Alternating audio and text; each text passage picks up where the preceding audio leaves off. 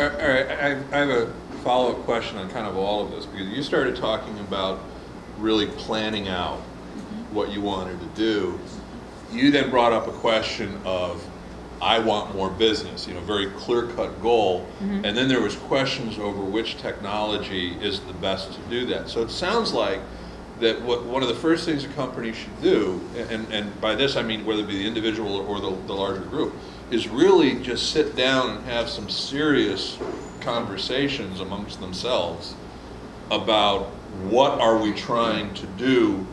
What I mean, basically, it's parallel to a marketing plan. Right. Well, there's an even more basic thought to keep in mind, and that is today with our world being viral. How many of you are actually using your yellow pages that just came on your front porch, other than a doorstop?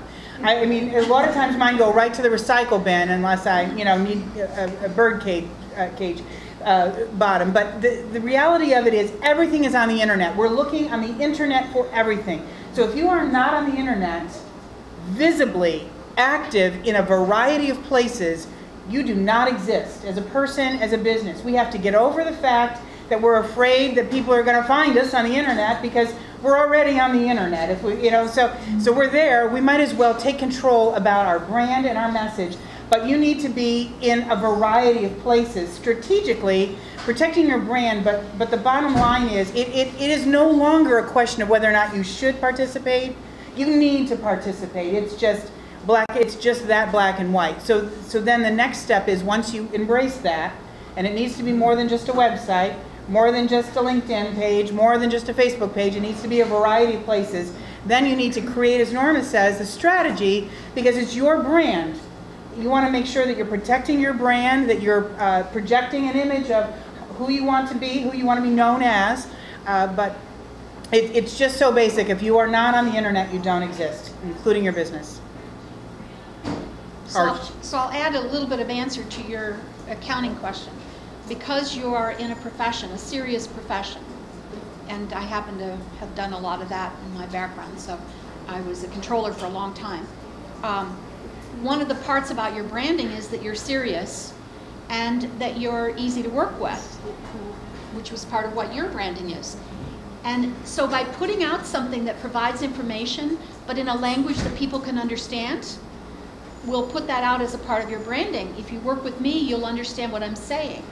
So even though you can't give advice, you can do a lot with your own public relations in the branding sense, so that people who happen to have heard about you, and then when they get recommended to you, somebody says, well, you should go to him because he'll take care of you. And you think, oh yeah, I got that. I read something he wrote. I like that. And they'll come. So a little more like PR than specific marketing or sales that will yield you a client as a result of it, but it will help your branding. The way it works with the internet, unlike the yellow pages where you're in the yellow pages, if you're on Google in any way, shape, or form, and you are, it's just harder to find people that don't actively participate in social media or some of the other sites. When somebody wants your services, they're going to type in accounting, accountants, Hudson, Akron. Try it when you get back to the, what comes up? Is your name in, can you be found? And that's really the trick with social media, can you be found?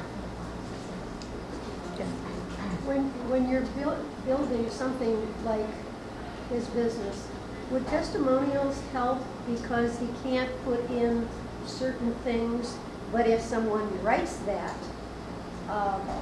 it's a direct quote and it's not illegal and it doesn't come into his business, it doesn't harm his business as far as the legalities. Testimonials are great for some things. If you look at some of Deborah's material, there's testimonials from people who heard her speak, who just absolutely were thrilled to be there. They got so much information and they couldn't wait to give the testimonial. A little more sensitive when you're in the area of law or accounting or banking, because the nature of it would need to be easy to work with. Always provided me with what I needed when I needed it, was proactive and helped me plan. But can't use quite as much as you can in some other industries.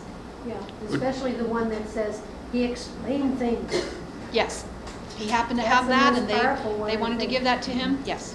One of the things that we went through about 2 years ago, and we kind of have it in an informal way since then, is we actually took a look at our customer list and we said, okay, which ones do we really want more of? And we asked them how they found us and why did they choose us.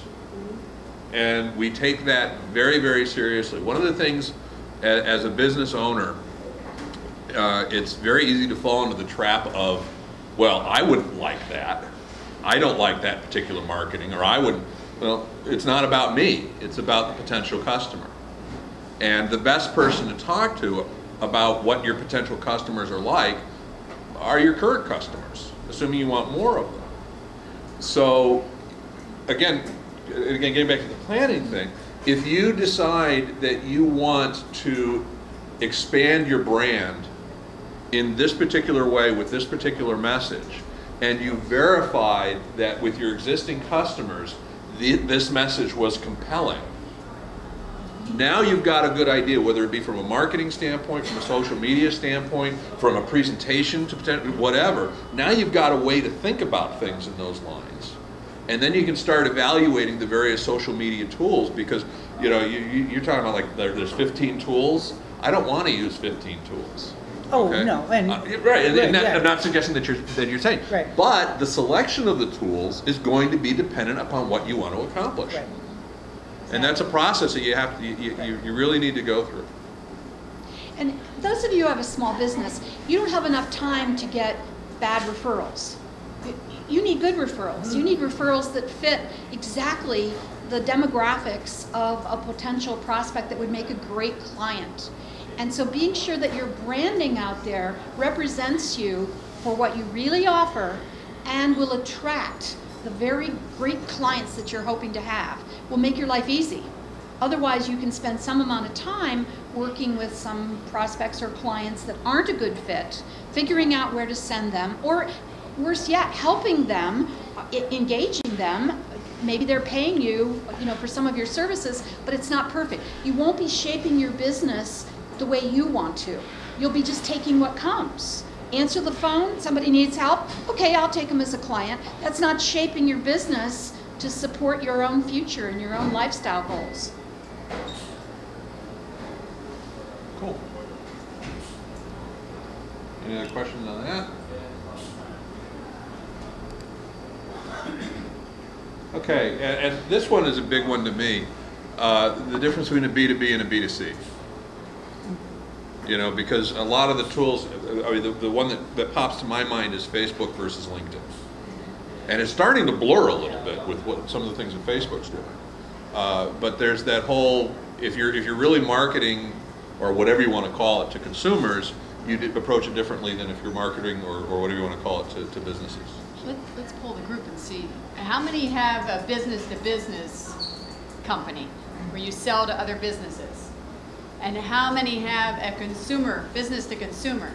So we have half and half here. Oh my gosh, half and half. Okay. And one guy who had both hands up, sort of a surrender sort of I thing. do both. Okay, cool. Okay. How many of your products, selling products? So you're primarily service? 1, 2, 3, 4, 4. Five. What And I how find- many sell services? Yeah, a lot more right. services. And the product people did not raise their hands very high. No, what was And- that? Yeah, that was kind of weird. That's okay. What about folks that just want to learn how to use social media for themselves and it's not business related? Do we have folks like that too? Good. Okay. Yeah. Okay. Great. Yeah, because there's a lot to it. And I think we're going to spend a little more time focused on the business people here, but certainly the folks that want to use social media for personal reasons will pick up a lot of information as well. Well, isn't most of that information all the same? Well, There's a little few quirks when it's people to people, but when it's business to client or business to business, it's there's surprising. It's a few different. other differences. Yeah, there's a lot of nuances, I guess I would say. Folks that are selling to a business would be more interested in maybe having a, I was trying to figure out what. Folks that are selling to a business would probably market a different way than they would necessarily to a consumer. For instance, I think of Facebook is probably very strong with business to consumer because there are so many consumers on Facebook. The latest estimate I've seen is almost 700 million, and you know, that's just astounding to me when you think there's 330 million people in the United States. So it's twice the size of the United States. And I've heard if it's a country, it's the third largest country in the world. So that's a lot of consumers. But from a business-to-business standpoint, you know, it seems like a strategy, a media strategy, might be more appropriate with LinkedIn. And what happens is people focus on the media and just want to jump into all the different medias. But you wouldn't necessarily, if you were in a business, decide you're going to be in the Plain Dealer, the Akron Beacon Journal, and the Hudson Hub, and immediately put your advertising in there if your product and service went to nationwide. You know, you would think more about your media plan. And social media really is just a channel, just like a newspaper is a channel. What you want to do is think of, are we going to sell products? Are we going to sell services? Are we going to sell to businesses, to consumers? And if we sell to a business, what's the title of the person that we sell to? So it's very, you need to think about it more as if it's a media rather than think of just getting out there, get the word out there any which way. And you know, I think that's the difference between tactics and strategy. Does that make sense? Mm-hmm. And you'd be surprised how much people are checking you out ahead of time before they'll call you for something. So I had someone referred to me last week for something. It was not specifically for me. I was going to pass it on. But before I could pass it on, the first thing I had to do was check out this person's name, make sure before I gave this name to someone else. And so I Googled their name first. And what I'm really looking for is the nature of what I'm going to find.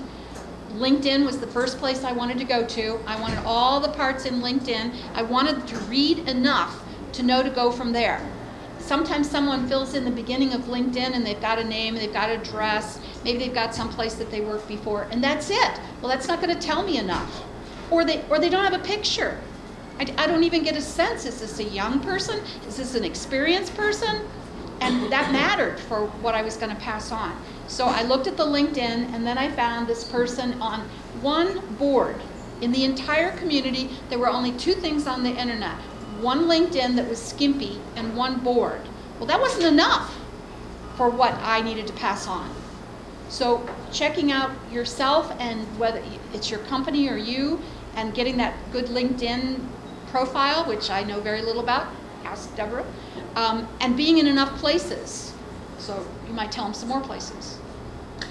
Well, just to piggyback on LinkedIn, that's your number one place that you want to beef up. We were talking before this started about the fact that I think we all have financial constraints. We want to get our name out there, but we can't afford to spend 20% of our revenue on marketing. And the beauty of social media, it levels the playing field because of the fact that it is so affordable. Where you have to be concerned in terms of cost is the amount of time that it takes. But if you're going to start someplace, start by making sure that your LinkedIn profile is as beefy as it possibly can be. Norma talked a little bit ago, or right early on, about the fact that you want to have good referrals. Well, if you have your LinkedIn profile, particularly the headline underneath your name, filled out with great information, when people come to your page, they're going to immediately see what kind of results you're going to be providing. And it will immediately help them understand and also be interested enough to want to learn more about you if your headline is really filled out with some good words. You don't put owner or department manager or operations manager. You have 125 characters. Think of it as a billboard for your business and for what results you provide. And your picture needs to be there. Nowadays, I'm seeing more and more articles out there that say, if you land on somebody's LinkedIn profile and there's no picture, move on. Because you just blew your credibility. If you don't have enough confidence in yourself to have your picture there, it isn't a privacy issue anymore, it's a credibility issue. So you want to have your picture there and really beef up your profile, because that helps people understand. And then take the time, like Norma says, to fill in all of the different aspects. LinkedIn is adding new components all the time. So if you have books that you really enjoy reading, it gives people insight into who you are. If you fill out the book review section, let people know what books you're reading, what books you've read, business books, industry books. If you have an ebook, or if you have something you've written, there's now a new section that you can add there on your actual profile page. So there are ways that you can really make that be a very rich and vibrant marketing tool for you as an individual. And then you also, if you are the owner of your business, you can add your company page. They now are allowing you to take that company page and add multiple pages to it. You can have a page dedicated to a single service, to a single product. You can add video, you can add testimonies, you can add product page, product widgets. And it's all free. It is a wonderful, and you don't have to pay for the extra $39.95 a month LinkedIn. You can just get a ton of information, and then it goes the other way around. When you begin to research who you want to be connected to, Chris said, think about the title. You can now use LinkedIn to look for those titles, look for those specific titles, see what groups they're involved in. It's a wonderful way to come in the back door and connect with somebody, is by joining the same groups they're participating in. And look and see what kind of discussion is involved there. Participate in those discussions. It's a free opportunity for you really to establish your credibility and your brand awareness.